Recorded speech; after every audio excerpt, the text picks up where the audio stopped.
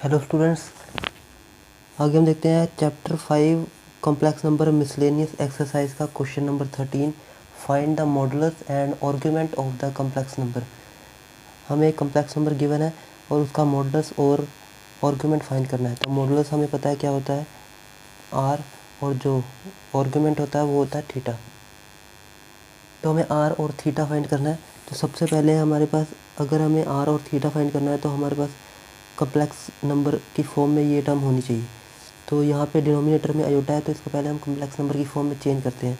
तो इसको कैसे चेंज करेंगे, इसको पहले हम रैशनलाइज कर देते हैं इसके कॉन्जुगेट से। 1 - 3 आयोटा, इसका कॉन्जुगेट क्या होगा, 1 + 3 आयोटा अपॉन 1 + 3 आयोटा। अब ये तो नीचे हो जाएगा a + b a - b, तो ये हो जाएगा 1 का स्क्वायर और 3 आयोटा का स्क्वायर। और इसको मल्टीप्लाई करेंगे तो 1 को 1 से किया 1, 1 को 3 आयोटा से किया तो 3 आयोटा, 2 आयोटा को 1 से किया तो 2 आयोटा, 2 3 का 6 आयोटा स्क्वायर। अब उसके बाद इसको ऐड करते हैं तो ये हो जाएगा 1 + 5 आयोटा, और यहाँ पे आयोटा स्क्वायर की वैल्यू क्या होती है, -1, तो ये हो जाएगा -6। तो यहाँ आ गया -6 अपॉन, ये हो गया 1 का स्क्वायर 1, और यहाँ पे 3 आयोटा स्क्वायर है तो 3 का आयोटा का पूरे का स्क्वायर, तो ये आ जाएगा 9 आयोटा स्क्वायर। तो ये हो जाएगा -9। तो यहाँ पे पहले से एक माइनस था, एक और -9, इतना आ गया। अब हमारे पास नेक्स्ट है, यहाँ पे 6 में से 1 माइनस किए तो ये हो गया -5 + 5 आयोटा अपॉन ये 1 माइनस प्लस 1 और +9 10, ये हो गया 10। तो यहाँ से आ गया हमारे पास 5/10 + 5/10 आयोटा। इसको कैंसिल करेंगे तो ये तो 1 और 2, ये भी, तो यहाँ पे आ गया -1/2 + 1/2 आयोटा। अब ये हमारे पास कॉम्प्लेक्स नंबर की फॉर्म में हो गया, जो इस फॉर्म में होता है x + आयोटा y, ये होता है हमारा कॉम्प्लेक्स नंबर। तो यहाँ पे ये x है, ये y है, ये आयोटा।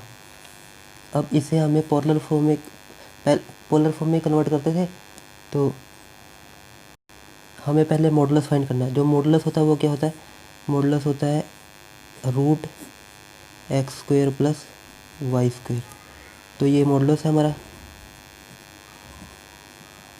तो यहाँ पे हमारे पास x क्या है, x की वैल्यू है 1/2, तो यहाँ पे आ गया -1/2 का स्क्वायर प्लस y की वैल्यू है 1/2, तो ये हो गया 1/2 का स्क्वायर।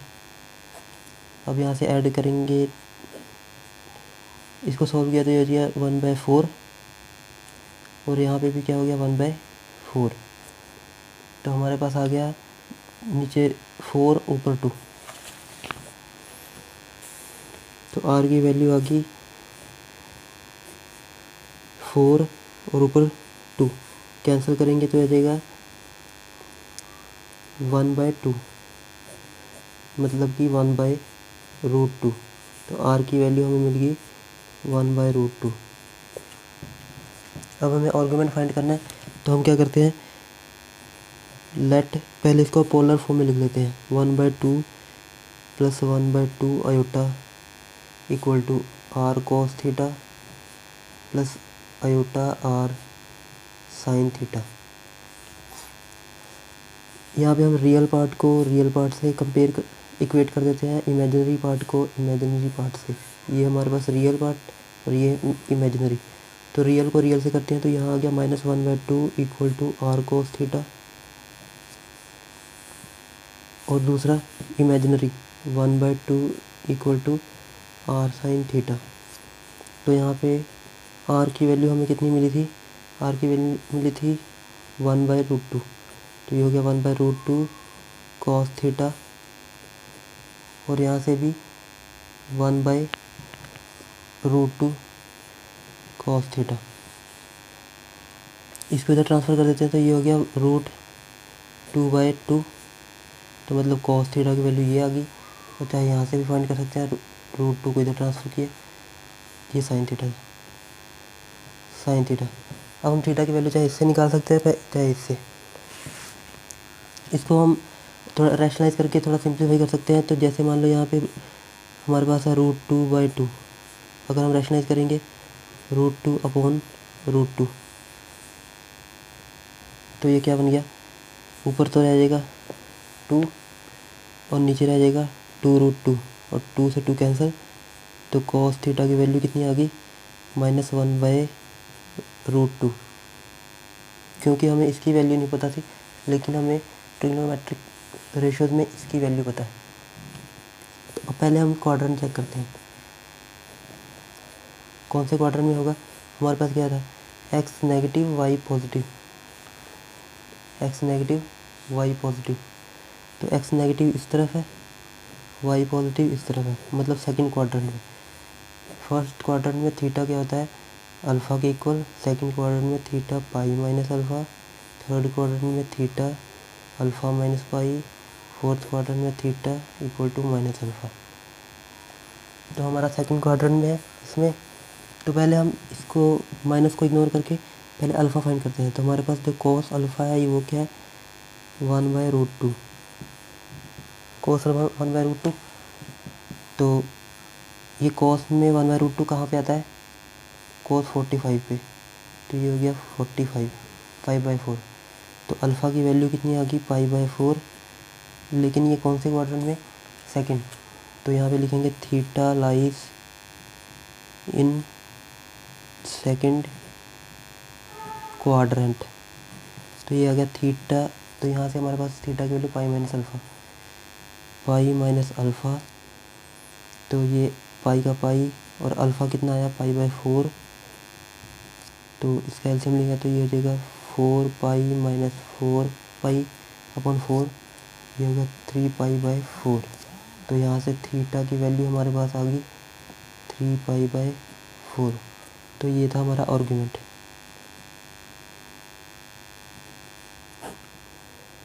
मॉडुलस कितना था, मॉडुलस था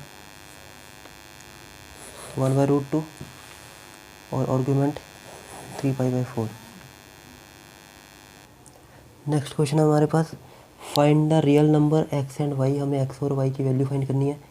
if x minus iota y और 3 + 5 आयोटा का जो प्रोडक्ट है इज कॉन्जुगेट ऑफ -6 - 24 आयोटा। हमें क्या बोला है कि हमें एक्स वाई की वैल्यू फाइंड करनी है जब ये दो प्रोडक्ट जो हमें दिए हुए हैं, इन दोनों का जो प्रोडक्ट दिया हुआ है ये इक्वल होना चाहिए, इज़ द कॉन्जुगेट ऑफ, इसके कॉन्जुगेट के इक्वल है। इसका कॉन्जुगेट क्या होगा, मतलब -6 - 24 आयोटा का ये है कॉन्जुगेट, ये जो है इसके कॉन्जुगेट के इक्वल है, सॉरी ये जो है इसके कॉन्जुगेट के इक्वल है। तो इसका कॉन्जुगेट क्या होगा, बार लगा देंगे ऊपर, तो मतलब कि इसका इमेजिनरी नंबर का साइन चेंज हो जाएगा। तो मतलब यहाँ पे आ जाएगा प्लस का साइन, ये गिवन था हमें, x minus iota Y equal to 3 + 5 iota इसके इक्वल। क्वेश्चन में हमें ये दिया था, हमें एक्स वाई की वैल्यू फाइंड करनी है। इसको सॉल्व करते हैं। एक्स को 3 से मल्टीप्लाई किया 3x, एक्स को 5 से मल्टीप्लाई किया 5x आयोटा।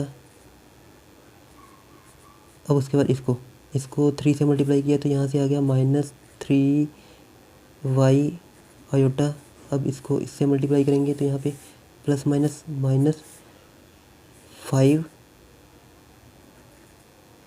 आयोटा। यहाँ पे देखो ये 5 को इससे किया 5y भी आ गया और आयोटा भी था इसके पास, तो यहाँ पे आयोटा स्क्वायर भी आ गया। और यहाँ पे जो थी हमारे पास वैल्यू ऐसे लिख देते हैं। अब यहाँ पे हमारे पास 3x + 5x iota -3y iota. ये जो आयोटा स्क्वायर होता है वो होता है -1 के इक्वल। तो यहाँ से हमारे पास आ गया 5y - 1 -6 + 24 आयोटा। तो ये सॉल्व करेंगे तो ये हो जाएगा 3x 5x iota -3y iota, और ये का minus minus plus 5y -6 + 24 iota. अब यहाँ से हम जो बिना आयोटा वाले एक साथ कर लेते हैं, जो आयोटा वाले एक साथ कर लेते हैं। तो ये बिना आयोटा वाला है और ये बिना आयोटा वाला, तो ये हो गया 3x प्लस 5y, ये एक साथ कर लिया हमने। उसके बाद ये रह गया, ये हो गया 5x आयोटा और ये हो गया 3y आयोटा। तो यहाँ से आ गया -6 + 24 आयोटा। अब ये हो गया 3x + 5y और यहाँ से आयोटा कॉमन लेंगे तो ये हो जाएगा 5x - 3y। अब हम क्या करेंगे, यहाँ से ये रियल पार्ट है और ये रियल पार्ट, इसको इक्वेट कर देंगे। फिर उसके बाद ये इमेजिनरी पार्ट है और ये इमेजिनरी पार्ट, इसको इक्वेट कर देंगे। तो पहले यहाँ लिखते हैं equating real and imaginary parts. तो रियल पार्ट कौन सा है, 3x + 5y = -6 और यहाँ से 5x - 3y = 24। अब हमारे पास ये दो लीनियर इक्वेशन होगी, इसको हम एलिमिनेशन मेथड से सॉल्व कर सकते हैं। तो एलिमिनेशन मेथड तो हमने क्लास 10th में किया ही हुआ है। तो यहाँ पे क्या कर देंगे, इसको 5 से मल्टीप्लाई कर दिया और इसको 3 से मल्टीप्लाई कर दिया। तो हमारे पास क्या बन गया, 5 को 3 से किया 15, 5 को 5 से किया 25y - 30 और इसको मल्टीप्लाई करेंगे तो 15x - 9y = 72। अब यहाँ तो प्लस था, यहाँ माइनस, यहाँ माइनस है तो यहाँ प्लस, यहाँ प्लस है तो यहाँ माइनस, ये तो कैंसिल, प्लस प्लस प्लस और 25 9 34, 34y माइनस माइनस प्लस और बड़ी वैल्यू के साथ माइनस है तो ये हो गया 2 और ये हो गया 10। तो y = -102/34 34।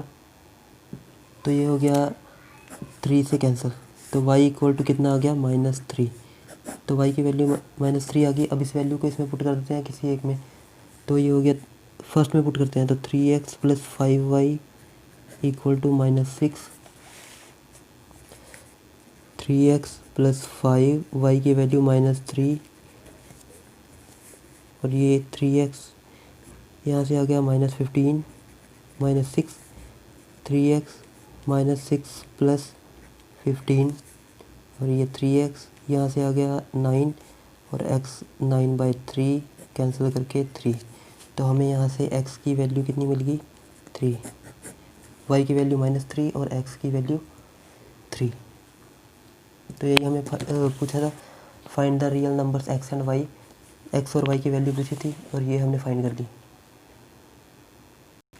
अब जो क्वेश्चन नंबर 15 दिया हुआ है उसमें हमें पूछा है फाइंड द मॉडुलस ऑफ, ये हमें क्वेश्चन दिया है 1 + i/1 - i, उसके बाद -1 - i/1 + i। मॉडुलस फाइंड करने के लिए हमें r मतलब फाइंड करना है x² + y²। मतलब हमारे पास जो टर्म होनी चाहिए x + i की फॉर्म में होनी चाहिए और इसमें x और y का स्क्वायर फाइंड करना है। तो पहले हम उस फॉर्म में इसको चेंज करते हैं। तो हमारे पास जो दिया हुआ है 1 + i/1 - i -1 - i/1 + i। इसका एलसीएम लेते हैं नीचे तो ये हो जाएगा 1 - i और ये हो गया 1 + i। ये इससे और ये इससे मल्टीप्लाई हो जाएगा तो ये हो जाएगा 1 + i 1 + i और यहाँ हो गया 1 - i और 1 - i। तो ये हो गया ये पूरा स्क्वायर हो गया, 2 बार है ये माइनस 2 बार, तो इसको भी हम लिख देंगे 1 + i का होल स्क्वायर और यहाँ पे लिख देंगे 1 - i का होल स्क्वायर। ये देखो ये a + b a - b, तो ये फॉर्मूला बन गया a² - b²। यहाँ पे भी जैसे ये पूरा है, ये हमारा a है उसका स्क्वायर और ये पूरा b है उसका स्क्वायर। तो मतलब a हमारे पास है 1 + i और b हमारे पास है 1 - i। तो हम अगर हमें दिया हुआ है a² - b² तो हम लिख सकते हैं a + b a - b। तो मतलब a क्या है हमारे पास पूरा ये और b क्या है हमारे पास पूरा ये, तो हम लिखेंगे a + b a - b। a मतलब 1 + i plus B 1 minus iota, ये हो गया। सेकंड, एक बार ए प्लस बी था, दूसरी बार ए माइनस बी। ए मतलब 1 प्लस आयोटा माइनस बी। अब यहाँ पे बी हमारे पास है 1 माइनस आयोटा, लेकिन यहाँ पे ब्रैकेट लगेगी क्योंकि माइनस है इसके पास, तो यहाँ ब्रैकेट लगा देंगे।